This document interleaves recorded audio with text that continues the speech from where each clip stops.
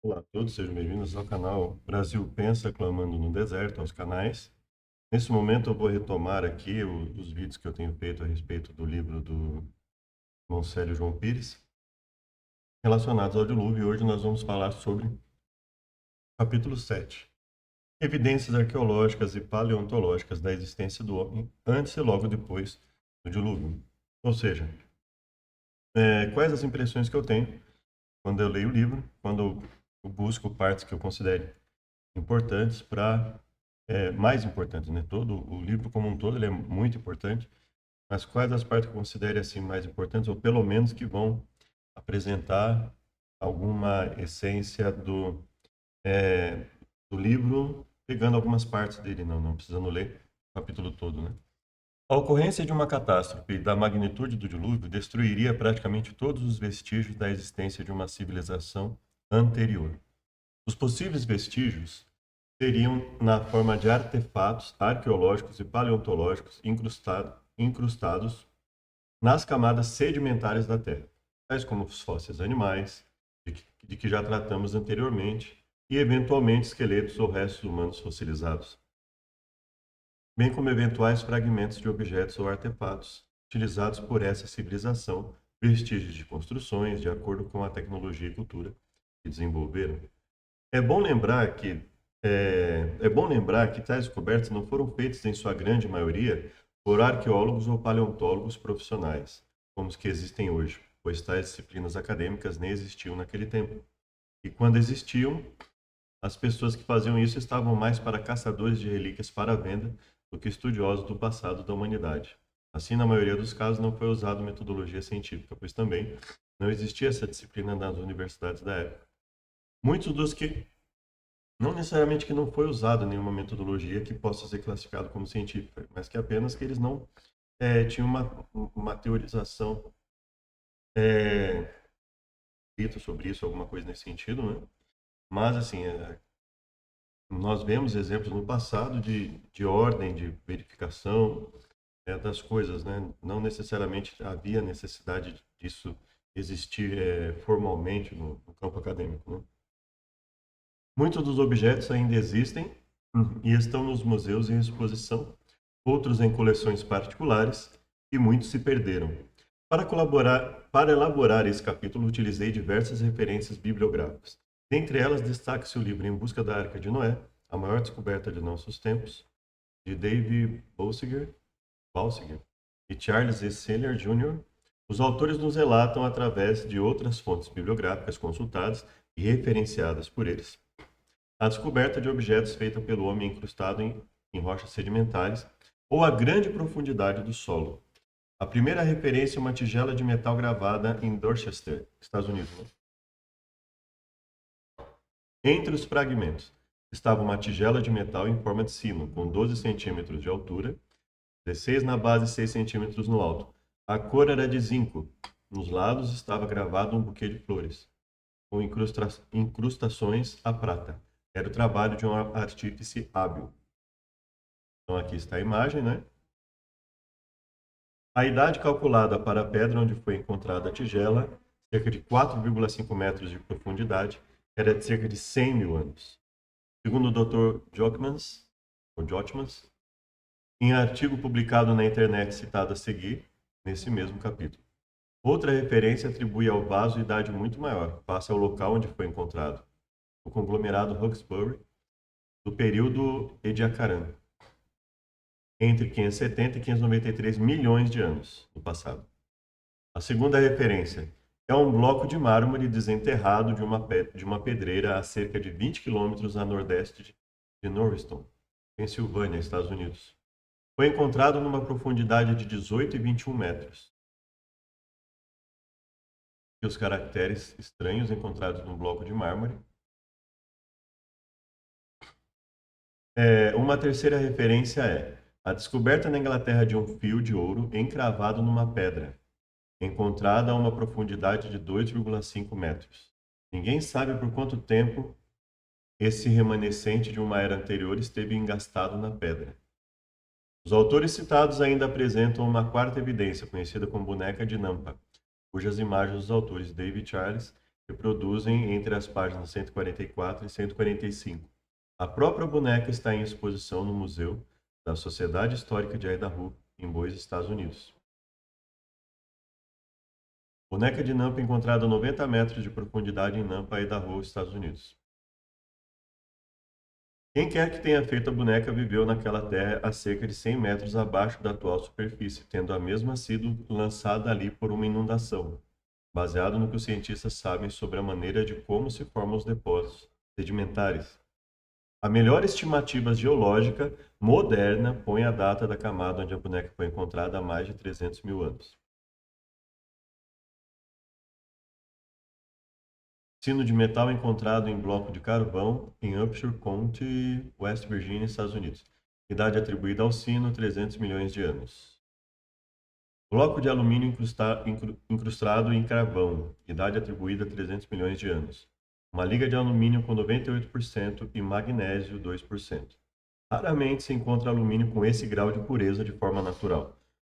Além disso, o fragmento fora trabalhado por um ser inteligente, o que descartava a sua origem natural e a sua pureza, tornava resistente a eventual desgaste com o tempo, além de suportar enormes pressões dentro do carvão. Imagem. Em 1974, a apenas 1,5 km, 1,5 km da cidade de Auid, às margens do rio Mirs, na Romênia, foi encontrado o artefato da imagem abaixo, feito em uma liga de alumínio com 89% de pureza e outros 11 metais diferentes. O artefato foi doado ao Museu de História da Transilvânia, ficando guardado por 20 anos até ser analisado em 1995, a pedido dos editores de uma revista romena sobre OVNIs. O artefato foi quimicamente analisado em 2 laboratórios para determinar sua composição. Um dos laboratórios foi o Instituto Arqueológico de Cluj-Napoca e outro de Lausanne, na Suíça. Ambos chegaram a conclusões similares. A composição do objeto é principalmente de alumínio, além de outros 11 tipos diferentes de metais menores em proporções específicas. As idades atribuídas ao objeto foram conflitantes. A oxidação do alumínio permitia atribuir uns 300 a 400 anos. Só que não existia alumínio puro nessa época. Passou a ser produzido apenas nos últimos 100 anos. Ou seja, ou a medição está errada, né? Ou a conclusão, as especulações, as conclusões a respeito das camadas está errada, ou as duas coisas, né? Os estratos geológicos, por outro lado, onde a peça for encontrada, mais de 10,5 metros de areia, abaixo dos ossos dos mastodontes, atribuiu-se mais de 20 mil anos. Os ossos fossilizados, por outro lado, poderiam possuir idade de milhões de anos. Os mastodontes foram extintos há uns 10 mil anos na América do Norte. Mas na Europa, os mastodontes foram extintos há cerca de 3,5 milhões de anos, isso considerando, vamos dizer assim, a base de medição atual, né? As considerações atuais a respeito da medição. O artefato possui 20,2 centímetros de comprimento, 12 de largura e 7 de altura, 8 por 5 por 3 polegadas aproximadamente. Para os cientistas evolucionistas, o artefato é uma fraude, por definição, pois não poderia existir naquele período geológico. Ou seja, se concorda com a minha teoria, é válido. Se não concorda, é fraude. E se der um jeito de adaptar para a teoria, para dizer que sempre a teoria isso não prejudica, sempre foi assim. Ou seja, é muito difícil lutar, muito difícil contrastar uma manipulação nesse sentido, né? Em 1988, no verão, cientistas russos estavam a 300 quilômetros a sudoeste de Moscou procurando restos de um meteorito, quando encontraram um pedaço de rocha acima, com um parafuso incrustado na mesma. Geologistas estimaram a idade da rocha entre 300 e 320 milhões de anos. Este achado tem sido intensamente estudado em várias instituições científicas da Rússia, geólogos, físicos, paleontólogos, mineralogistas, e provou que o parafuso foi depositado no sedimento antes de ser embutido na rocha. Todos os técnicos que examinaram os resultados estão convencidos de que o parafuso foi artificialmente construído e não um produto de processo natural. Foi encontrado em uma pirâmide na província de Qinghai, na China, perto do Monte Baigong, 3 cavernas cheias de tubos que conduzem a um lago de água salgada existente nas proximidades. Existem também tubos sob o leito de lago e na costa. O problema é a idade atribuída aos mesmos, 150 mil anos, quando não existiam humanos naquele local. A datação foi feita usando termoluminescência, uma técnica que determina quanto tempo atrás o mineral cristalino foi exposto à luz solar ou aquecida. O geologista pesquisador da China, Earthquake Administration, Zheng Jiandong, informou ao jornal estatal Diário do Povo em 2007 que alguns dos tubos encontrados eram altamente radioativos. Interessante que estava lendo um material divulgado gratuitamente na internet aí, a respeito das considerações geológicas, acho que na parte sul-americana, e é interessante que parece que lá no passado ainda havia essa possibilidade dos escritores colocarem contrapontos, né, de uma forma maior. Talvez hoje eu preciso ver como ficou de lá para cá, mas o que é preocupante às vezes é uma forma de consenso imposta, né? Então, você vai restringindo determinado material a respeito do que contrasta uma ideia e superestimando materiais que valorizem uma determinada ideia e dá a impressão para o público que um consenso natural está sendo formado, quando na realidade o que nós temos muitas vezes é um consenso forçado, não só no campo jurídico, no campo das ideias sociológicas, etc., mas também no campo dito científico. Em 1991, foram descobertos pequenos artefatos metálicos durante uma investigação que buscava descobrir ouro nos Montes Urais, perto das margens do rio Kozin, Narada e Balbaniu, na Rússia. Balbaniu. A idade atribuída aos nanoartefatos metálicos construídos em cobre, os maiores, tungstênio e molibdênio, foram de cerca de 300 mil anos. A sua forma sugere que eles foram fabricados e não são de origem natural. Além de serem de metais como cobre, os maiores, tungstênio e molibdênio, não obstante possuírem milhares de anos, se assemelham a componentes modernos de nanotecnologia, o que foi reconhecido em 1996 pelo Dr. E.W. Matvejeva, da Central Científica do Departamento de Pesquisa de Geologia e Exploração de Metais Preciosos em Moscou. As nanopeças foram encontradas a uma profundidade de 3 metros e 1,2 metros em um extrato geológico com idade estimada entre 20 mil e 82 mil anos. Aqui a tradução do próprio cérebro, pelo que eu entendi. A rocha com o componente metálico embutido, aparentemente um plug elétrico, de 3 pinos foi encontrada por acaso por John Williams, em 1998, em uma caminhada pelo campo enterrada no chão, com os pinos aparecendo. A rocha parece ser um quartzo natural e riolito ou feldspato granito, pouca mica observada. É uma pequena rocha medindo 61 milímetros de comprimento, 38 milímetros de largura, no ponto mais largo, e 22 milímetros de altura, excluindo a altura dos pinos. Os pinos são muito pequenos, de aparência metálica, provavelmente aço, e a base parece ser de cerâmica, com 8 milímetros de diâmetro, e os pinos possuem 3 milímetros de altura e espaçamento entre si chega a 2,5 milímetros, e a espessura de cada pino é 1 milímetro. Existe uma aparência de desgaste na ponta dos pinos, talvez pelo seu uso, e todos possuem comprimento semelhante aparentemente. Não é observado nenhuma cola ou qualquer outra forma de fixação do plug dentro da rocha. John Williams fez diversas análises do seu achado, mas não descobriu a utilidade do mesmo, nem se parece com nada construído pelos humanos na atualidade, não obstante ser um componente aparentemente moderno embutido na rocha. Como que relatei no tópico anterior, o dos nanocomponentes encontrados nos Montes Urais. Aqui, só para ler, né, caso não consiga, é rocha de quartzo e feldspato granítico, segundo o descobridor, com um aparentemente plug elétrico embutido. Outra pedra de cor preta, com objeto de metal embutido nela, foi encontrada na China. A pedra tem a forma de uma pedra, a pedra tem a forma de uma pera com as dimensões de 8 por 7 centímetros e um peso de 466 gramas. Dentro da pedra tem um objeto de metal, em forma de cone com roscas claras. em um geodo, que é uma pedra normalmente oca, cheia de cristais que se formam dentro, foi encontrado um objeto de metal polido. Veja a imagem a seguir. Trabalhado e embutido por ocasião da formação da pedra, pelo geólogo amador Mike Walters. Considera-se que um geodo demora milhões de anos para se formar, tornando inusitada, no mínimo, tal descoberta. Para retirar o objeto que estava embutido nos cristais do geodo, Mike usou ácido sulfúrico, obtendo sucesso, mas acabou por dissolver o material da rocha. Veja a seguir o estranho geodo com o objeto embutido nos cristais. A chamada Waffle Rock, encontrada em um lago artificial, o Lake Jennings, em West Virginia, Estados Unidos, é considerada parte de uma pedra muito maior, com idade atribuída pelos geólogos de 200 a 300 milhões de anos, e caiu próximo ao local onde hoje se encontra o lago. Veja a imagem a seguir.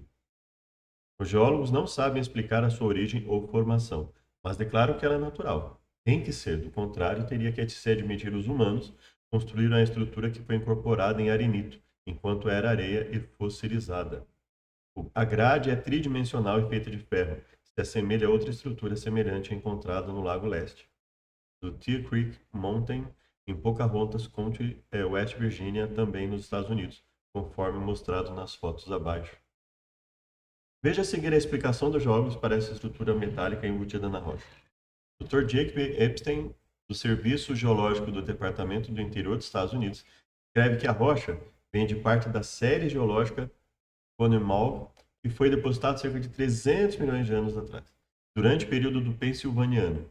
Ele acredita que caiu de um afloramento pai em algum lugar mais acima na encosta, muito maior. Os geólogos acreditam que a areia foi depositada por correntes antigas e posteriormente consolidada em rocha dura ou arenito. Tal arenito e camadas de rocha acima e abaixo foram jogadas em grandes dobras durante o período da Terra de construção da montanha, conhecido como Appalachian Orogeny. Durante essa enorme reviravolta, a rocha foi fraturada em um padrão regular, o que é referido como articulações. Assim, formou um padrão geométrico preciso de waffle ou grade sobre a rocha. Geólogos acreditam que após a rocha foi fraturada, óxido de ferro foi lixiviado da rocha circundante por água de percolação.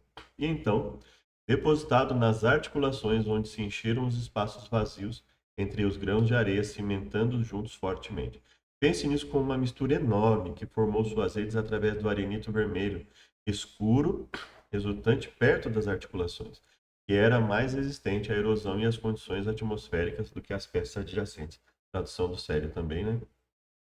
O interessante é que a explicação mais próxima de especulação, eu acredito que sim, totalmente especulativa, né? E isso é que é a dificuldade, que quando você tem como consenso de que a fala de um cientista formalizada numa revista, ou formalizada em qualquer lugar, ela pode falar o maior absurdo possível, mas se ela estiver numa revista científica, se ela for um consenso que isso deva ser aceito, isso é contrário ao pensamento científico, né?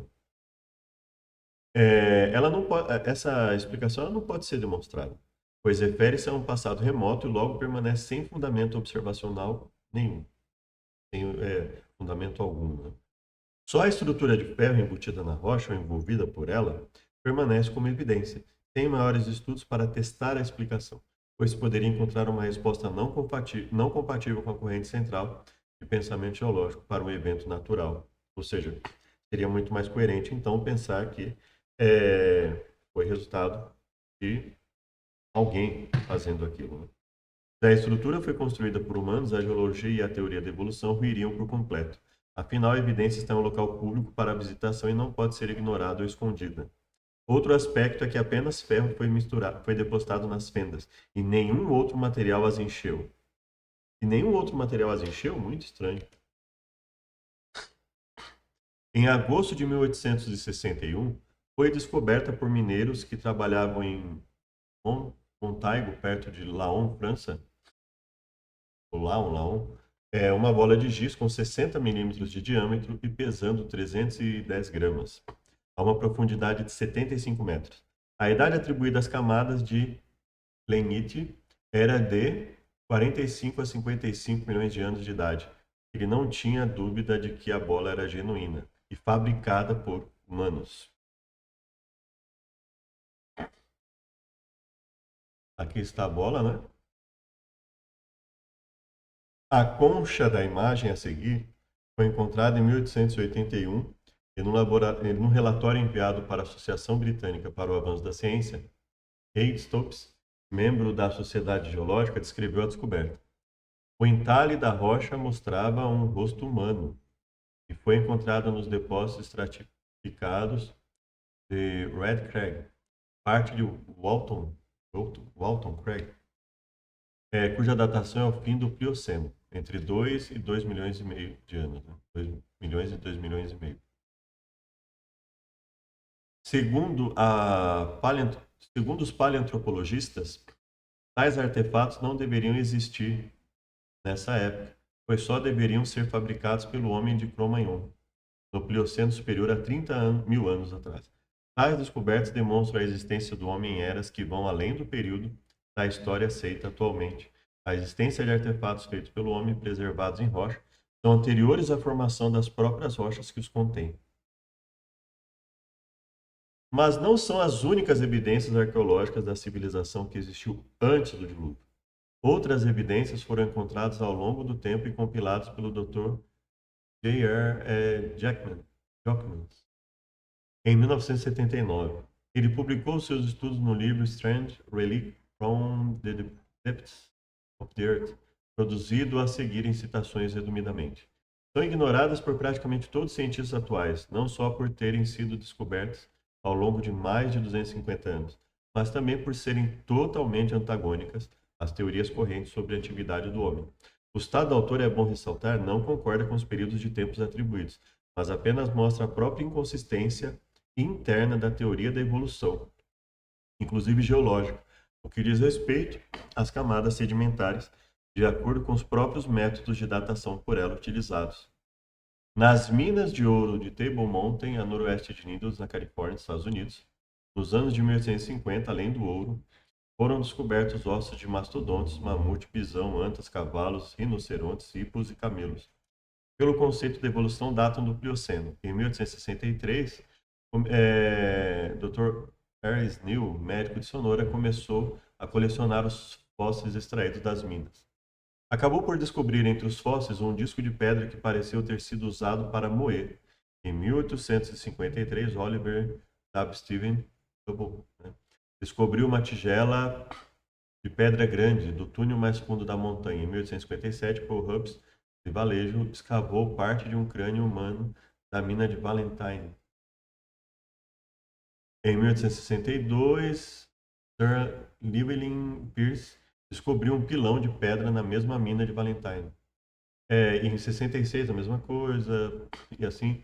Mais tarde, foi descoberto um crânio, né, humano completo de um homem moderno, com pegar essa parte aqui. Em 1866, o Sr. Matson, um dos donos da mina, descobriu embaixo de uma camada de basalto um crânio humano completo de um homem moderno, com incrustações de pedregulhos e conchas. Mais tarde, esse crânio ficou conhecido como crânio de Calaveras. O crânio foi enviado para o escritório de pesquisa estatal no mesmo ano, ficando de posse do Dr. E.L. Wyman, da Faculdade de Harvard, que removeu o material encaixado ao redor do crânio. Foram atribuídos ao crânio e aos demais artefatos encontrados, à época da descoberta, a idade de cerca de 12 milhões de anos de idade.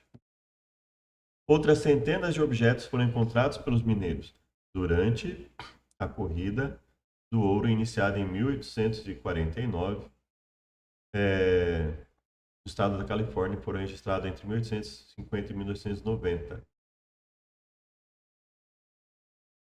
Então vamos um pouco aqui, né? Aí ele vai falando, aqui tem imagens, tá? Que ele coloca no livro, o livro tá acessível gratuitamente na internet também, do professor Sério, irmão Sério, pesquisador Sério, fez esse material e deixou acessível aí, são anos de pesquisa, né, dele. O caso do crânio de Calaveras, encontrado em 66, em cascalho aurífero, datado pela geologia convencional como tendo dezenas de milhões de anos, mais velho que a suposta origem do homem, foi estudado pelo famoso geólogo do século XIX, J.D. Whitney. Em 18 de junho de 66, Dr. William Jones de Memphis, da Califórnia, enviou uma carta para a pesquisa geológica do estado da Califórnia a respeito de um crânio humano fóssil recém-descoberto. Sr. Madison tinha encontrado pessoalmente esse crânio em seu eixo de mineração no Morro do Careca, em Angels Camp, Califórnia, a 130 metros abaixo da superfície, debaixo de uma camada de lava. O Sr. Josiah Dwight Whitney, geólogo, mineralogista e educador, concluiu em seus estudos sobre o crânio Calaveras, conforme consta em seu livro de 1880, página 288, o seguinte: há um grande corpo de evidências, a força de que é impossível negar, que parece provar que o homem existia na Califórnia anterior à cessação da atividade vulcânica na Serra Nevada, à época da maior extensão das geleiras na região, e para a erosão dos presentes cânions dos rios e vales, numa altura em que as criações animais e vegetais diferiam completamente a partir do que eles estão agora, e quando as características topográficas do estado eram extremamente diferentes daqueles exibidos pela presente superfície.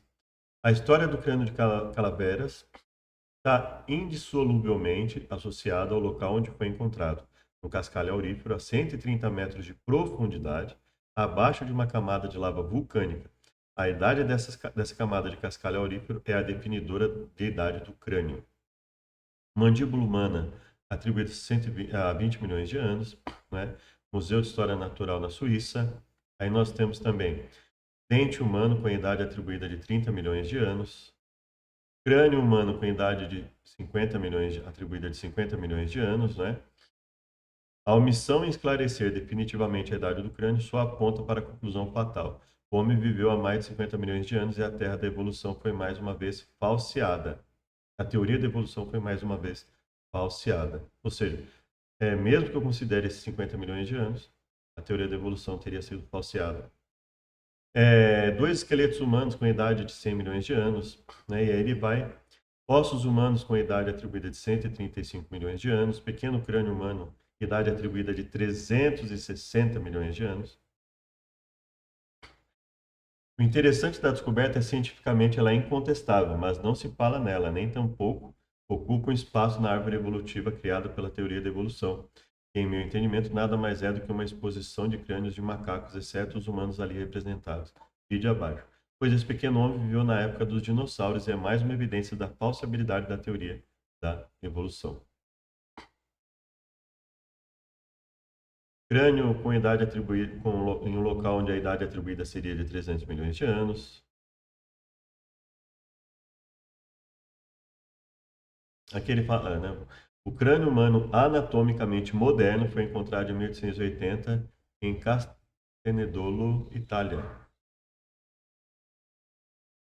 Ele vai falar a existência de seres humanos vivendo na época dos dinossauros, qualquer que seja ela. A primeira descoberta significativa na África, relativa à origem do homem, aconteceu em 1913. A idade atribuída ao fóssil, de acordo com os métodos de datação para o final do Pleistoceno, chega a 1.150.000 anos para este sítio paleontológico. Gigantes de Cabos Vermelhos, em Nevada, Estados Unidos, com altura de 1,80 a 2,40, não era um nativo americano, pois possuía cabelos vermelhos. Me parece que o grande instituto, se provado, ocultou deliberadamente do mundo científico e da sociedade americana e mundial evidências contrárias à teoria da evolução, tendo se tornado um defensor da mesma e um grande empecilho ao desenvolvimento científico e à verdade. Impressão de mão humana, humanos gigantes da Patagônia. Ele chega a falar de 3 a 3,60 metros de altura. Um de seus tripulantes de estatura média atingia apenas a cintura dos gigantes locais. Inclusive, uma tribo foi chamada de Tiriminem. A verdadeira história está começando a ser reescrita, não obstante o atraso devido às opções filosóficas atreladas à teoria da evolução, e muitos de nós cientistas em diversas áreas da ciência são defensores, ignorando persistentemente dados e evidências. As imagens a seguir mostram um dedo de um gigante mumificado com cerca de 38 centímetros de comprimento. Encontrado no Egito, o gigante de onde o dedo foi retirado deveria ter tido uns 5 metros de altura. Gigantes modernos, sim, eles ainda existem. Você pode ver mais dezenas de fotos de gigantes modernos, todos com altura de 2,20 metros, até o maior gigante moderno, é o Robert Pershing Wadlow, com 2,72. Esqueletos humanos fossilizados de dinossauros na mesma camada de rocha, o Homem Malachite. Esta formação é uma sócia do mais baixo Cretáceo, supostamente com 140 milhões de anos. Esses humanos e dinossauros parecem ter sido enterrados juntos pela mesma catástrofe. Os humanos e dinossauros devem ter vivido ao mesmo tempo. É a conclusão óbvia. Como óbvia é a extinção da teoria da evolução com essas descobertas. Encontrei na Wikipedia a referência ao homem Malachite como sendo um artefato desacreditado.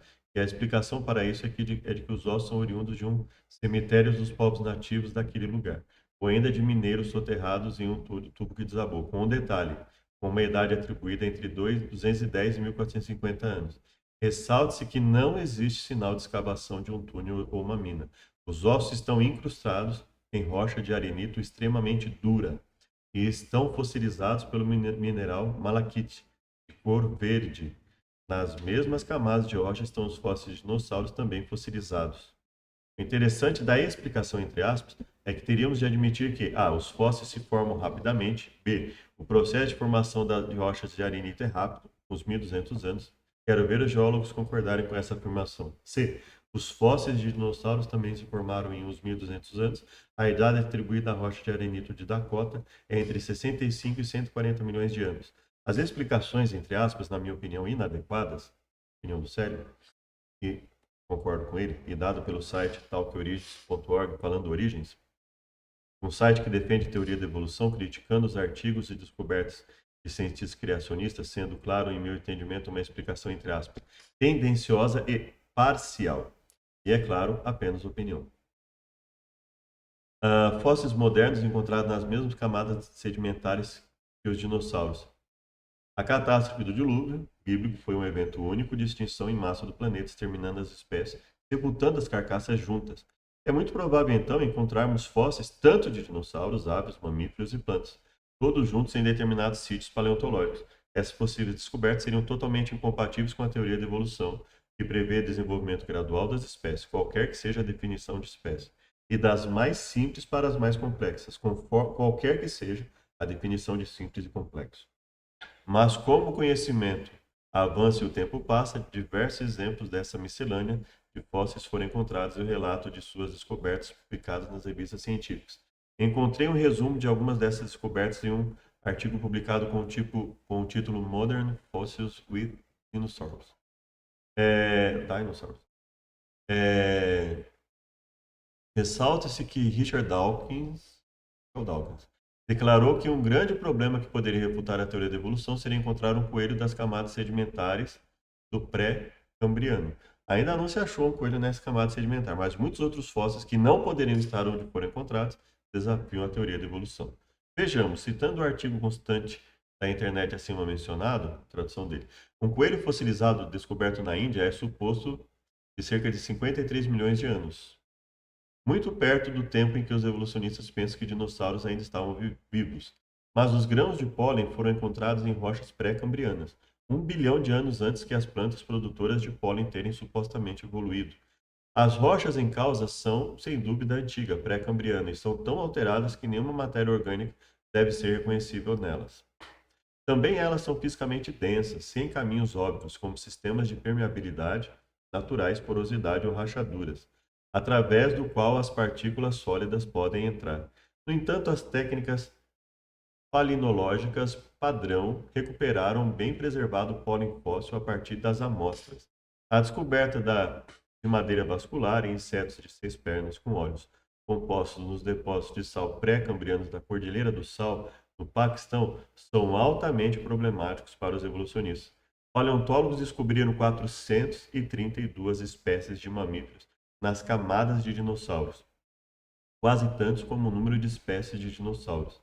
Além disso, muitas espécies de aves modernas foram descobertas enterradas com restos de dinossauros: papagaios, corujas, pinguins, patos, marrecos, albatrozes, cormorões, maçaricos, cabocetes, etc.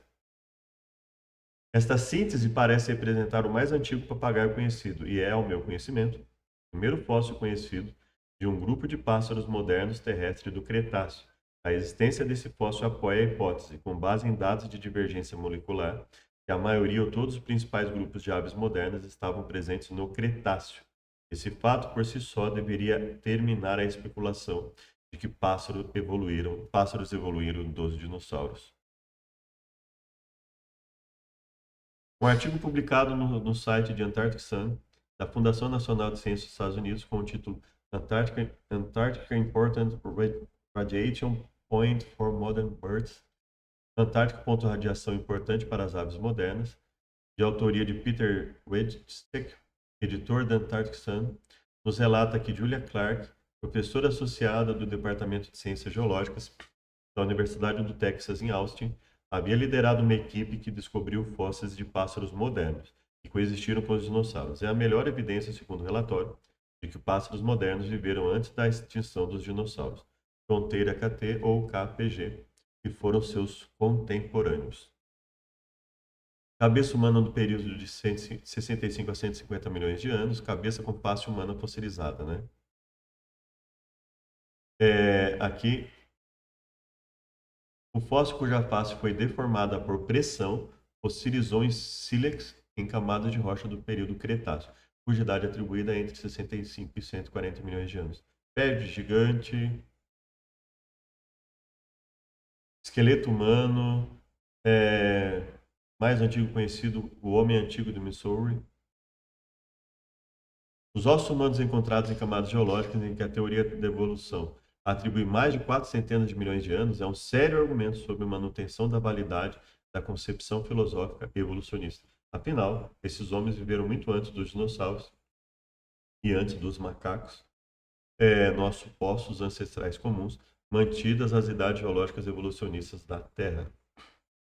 Dr. Jockman nos apresenta ainda outras evidências sobre a presença do homem em épocas anteriores à história, quais sejam pegadas humanas isoladas, fixadas em rochas de diversos períodos geológicos, pegadas humanas juntamente com pegadas de animais, inclusive dinossauros, demonstrando claramente a sua convivência no mesmo período temporal, também em rochas de diversos períodos geológicos. Tais pegadas foram feitas quando a matéria de que é composta a rocha atual estava em forma pastosa, tendo sido preenchida rapidamente por material que a protegeu da erosão por milhões de anos, de acordo com o conceito evolucionista. Alguns dos tópicos seguintes são desse pesquisador e eu busquei na internet possíveis imagens para ilustrar as referências do seu artigo. Pegadas descobertas no verão de 1882 em Carson, Nevada, que em tese pertenceria ao Piloceno Superior, terminado cerca de 10 milhões de anos atrás, no passado. Pegadas humanas em 1844 na Nicarágua. Essas pegadas foram geologicamente datadas de 200 mil anos atrás. Pegadas em Oklahoma, deserto de Gobi, Oklahoma novamente, África do Sul, pegada fossilizada de gigante, a idade atribuída é 200 milhões a 3 bilhões de anos.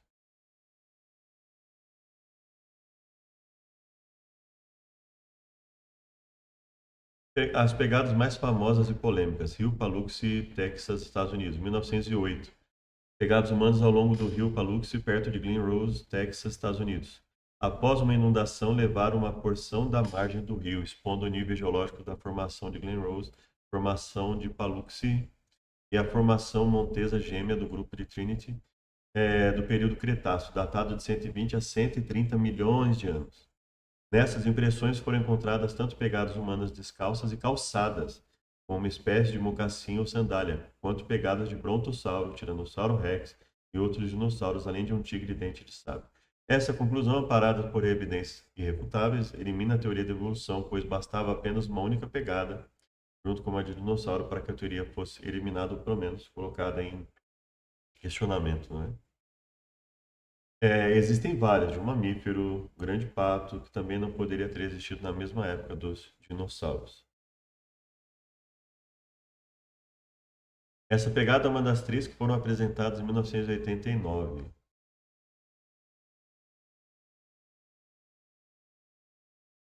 As pegadas de humanos e dinossauros nas mesmas camadas geológicas é uma evidência da convivência entre ambos ao mesmo tempo.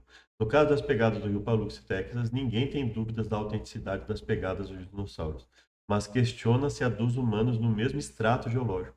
Não porque elas não possam ser também autênticas, mas porque, segundo a teoria da evolução, elas não poderiam ser encontradas juntas. Assim, fazendo um trabalho científico documentado e imparcial no rio Paluxy para autenticar as eventuais pegadas humanas lá encontradas é muito perigoso para a teoria. Logo, isso nunca foi feito com a isenção necessária. Desconheço estudos semelhantes ao de Burdick sobre as demais camadas, nas mesmas camadas dos dinossauros. Outras pegadas humanas foram encontradas junto a outras pegadas de dinossauros em Tuba City, Arizona, Estados Unidos, mas elas são menos claras, pois foram muito erodidas pelo tempo. Pegada humana petrificada no Novo México, e assim ele tem várias no livro dele, né? Pequeno peixe, um grande problema para a evolução. Pior que um felino ou humano mamíferos no período Cretáceo é encontrar um fóssil de peixe no período Cambriano, quando não deveriam existir nesse tempo, passando a ser mais um problema para a teoria da evolução. O caso relatado é do fóssil de um peixinho chamado de Haicoela, de apenas um pouco mais de 1 centímetro de comprimento, cuja descoberta em Shenzhen, província de Yunnan, em rocha do sul da China, foi relatada no The Boston Globe em 2000, no ano 2000. A idade atribuída ao fóssil, impossível concordada,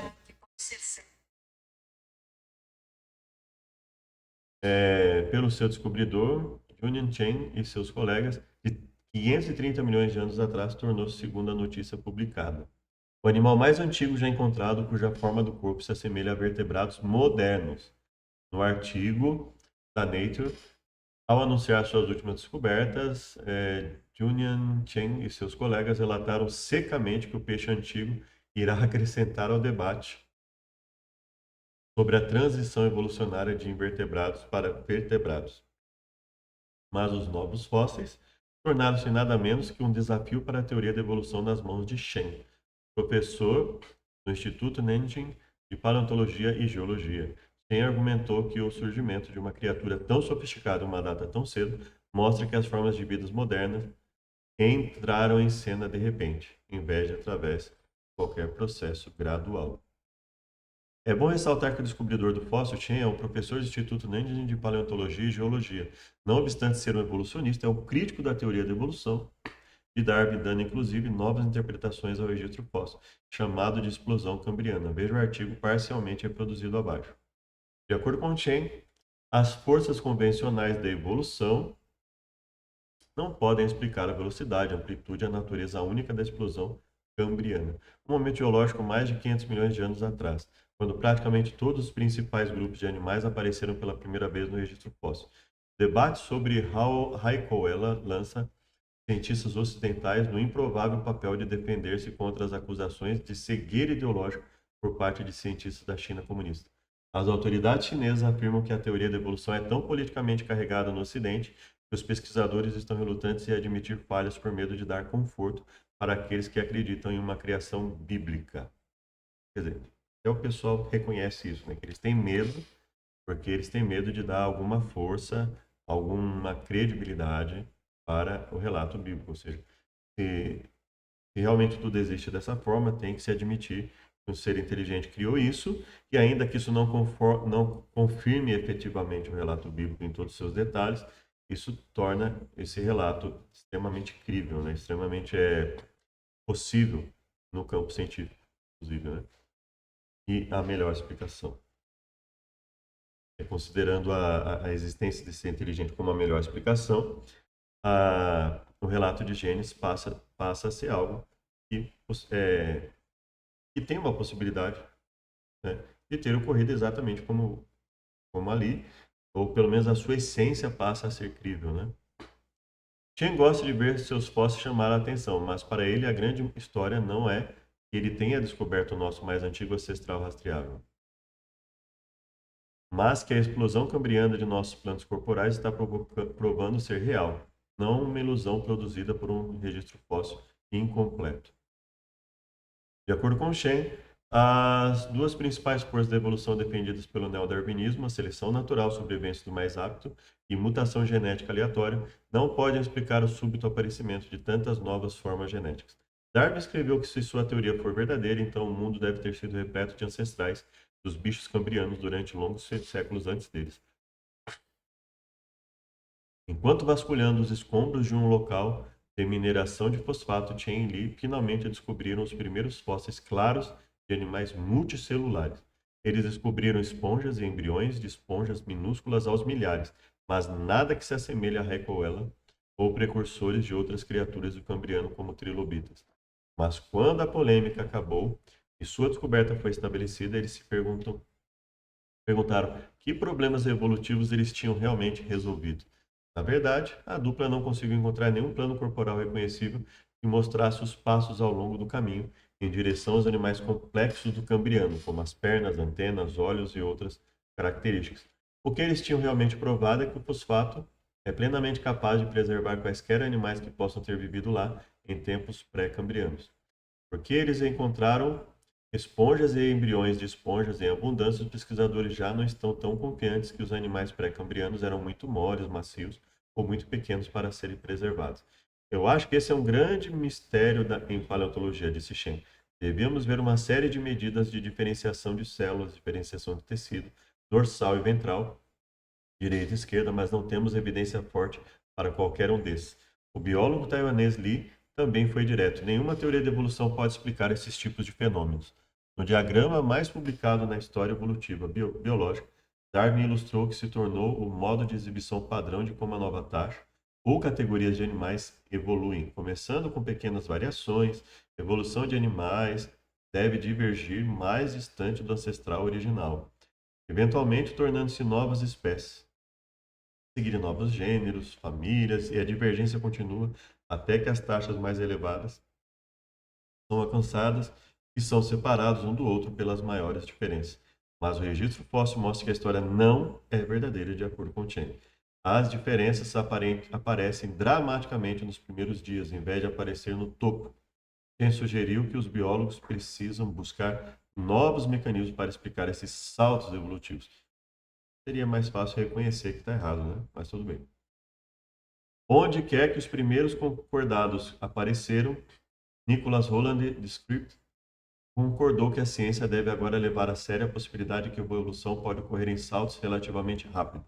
Isso ainda deixa uma grande divisão entre Chen Li e os meios de comunicação chineses, de um lado, e a visão principal ocidental, em que os cientistas relutam em admitir que a explosão cambriana representa um desafio difícil. O fato é esse: representa não só um desafio difícil, mas uma improbabilidade, né? Pegadas gigantes. A altura oficial seria de 3,6 metros. As recriações artísticas baseadas apenas em fragmentos de ossos não se encontrou um crânio completo hoje, depende de grande dose da imaginação do artista. E essa é a grande questão que tem sido discutida, né? Quanto de especulação é transmitida para a sociedade como um fato, como uma demonstração teórica, ainda que seja teórica? Quanta manipulação matemática é transmitida para as pessoas como uma teoria de alto poder de previsibilidade, etc., né? Então, basicamente, é isso que nós temos no capítulo 7 e depois eles vão, ele vai dar uma outra, né? O jornal de New York Times de 1922 publicou a notícia da análise efetuada através de microfotografias ampliado de 20 vezes usando o microscópio da possível costura da sola e sandália do sapato. Os furos na sola para a costura são mostrados de forma muito clara e até mesmo a torção do fio utilizado na orla é desenvolvido. O caminho à direita da costura é claramente visível. Existe uma reprodução perfeitamente clara do fio utilizado na costura. Admite uma interpretação que a todos deve ser imediatamente aparente, que esta sola de um sapato foi certamente feita pela mão de um homem.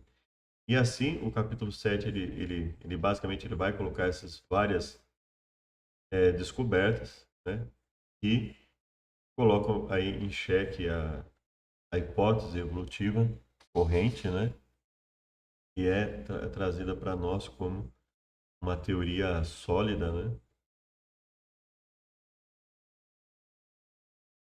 Em 1844, David Brewster, inventor do caleidoscópio, fez um relatório à British Association for the Advancement of Science, a Associação Britânica para o Avanço da Ciência, dando conta da descoberta de um prego, fabricação humana. A idade atribuída ao arenito era de pelo menos 40 milhões de anos. Tubos metálicos, 120 milhões de anos. Corrente de ouro, 300 milhões de anos.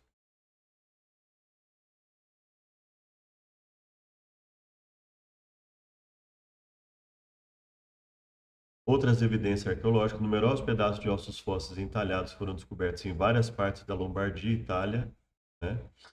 Muito mais surpreendente foi o relato de dois ossos de tauros distintamente marcados por cortes em intervalos regulares. Não haveria dúvida que eles seriam produto de artesanato humano. Ou seja, se os ossos fossem de uma espécie moderna que utilizasse ferramentas, não haveria dúvida de que eles seriam produto de artesanato humano. Entretanto, os ossos eram de uma jazida jurássica. As implicações dessas evidências para a teoria da evolução, não apenas a humana, são notórias se não fossem solenemente ignoradas pelos paleontologistas, geologistas e biólogos. É até compreensível isso, pois são informações que não constam do currículo acadêmico dessas disciplinas universitárias.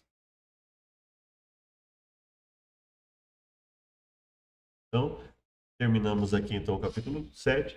No próximo vídeo a respeito do assunto, nós vamos falar sobre o capítulo 8 e até a próxima leitura, e aí você vai ter a oportunidade cada vez mais de ter materiais que mostram como existem fragilidades aos montes nas hipóteses evolutivas em relação aos achados e como esse consenso, ele possivelmente é manipulado, forçado para dar a impressão que não existem evidências, né, até que as pessoas levem a descrédito qualquer fala contrária à hipótese evolutiva conforme ela é divulgada. Né? Até o próximo vídeo e que Deus os abençoe.